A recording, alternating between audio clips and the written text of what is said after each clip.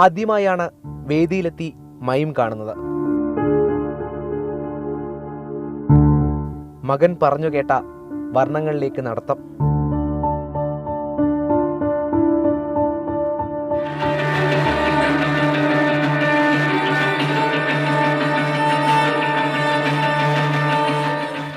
നഷ്ടങ്ങൾ ദൃശ്യങ്ങളായി എത്തുമ്പോഴും പതർച്ചയില്ല.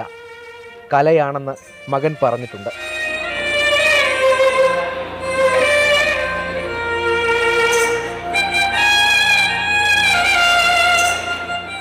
ഒറ്റയ്ക്കല്ല, വരികളായി മകൻ കൂടെയുണ്ട്. മൂകാഭിനയത്തിന് പങ്കെടുക്കാൻ അവിടെ ചെല്ലുകയും സുഹൃത്തിനൊപ്പം ഒരു സുഹൃത്ത് ഉച്ചയ്ക്ക് ശേഷം വിശ്രമിച്ചുകൊണ്ടിരിക്കെ കുളിക്കാനായി നിളാനദിയിലേക്ക് ക്ഷണിച്ചുകൊണ്ട് പോവുകയും ആ നിളാനദിയിലേക്ക് കുളിക്കാൻ ഇറങ്ങുമ്പോൾ സുഹൃത്ത് മുങ്ങിത്താഴുന്നത് കണ്ട് കൈ കൊടുത്ത് അദ്ദേഹത്തിനെ ജീവിതത്തിലേക്ക് പിടിച്ചു കയറ്റാൻ പോയപ്പോൾ നിളാനദി കവർന്നെടുത്തത് യദുകൃഷ്ണനെയാണ്.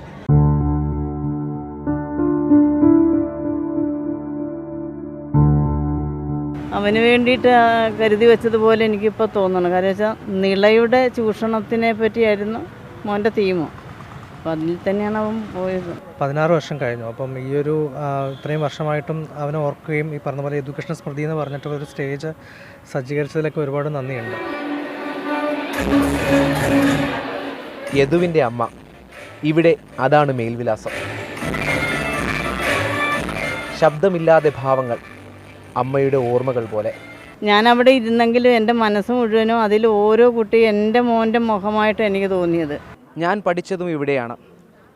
ആദ്യ സംസ്ഥാന കലോത്സവത്തിന് ഇറങ്ങിയതും ഇവിടെ നിന്ന് തന്നെ. എന്നെപ്പോലെ എത്രയോ പേരുടെ ഓർമ്മയിൽ മായാത്ത അക്ഷരമായി നിൽക്കുന്നു യദുകൃഷ്ണൻ. യദുകൃഷ്ണൻ്റെ കലാലയത്തിൽ നിന്ന് വിജേഷ് പുതുവാശ്ശേരിക്കൊപ്പം രാഹുൽ ജിനാഥ്, മാതൃഭൂമി ന്യൂസ്, കൊല്ലം.